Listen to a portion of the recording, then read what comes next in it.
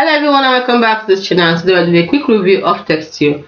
You see, this is Textio and let's get rid of this. Good. So Textio said it's helped you grow careers, not busy work, give better feedback faster.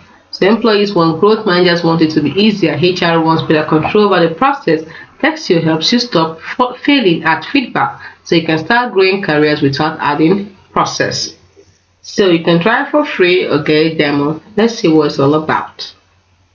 You see, it's an AI-powered platform primarily designed to improve the quality and effectiveness of written communication in human resources, particularly focused on job description, performance reviews, and employees' feedback. Its core function is to analyze text and provide data-driven suggestions to make language more inclusive, equitable, and impactful. By identifying and flagging potential bias, language, and suggesting more effective phrasing, Textio aims to help companies attract a wider range of candidates and provide clearer, more actionable feedback to employees.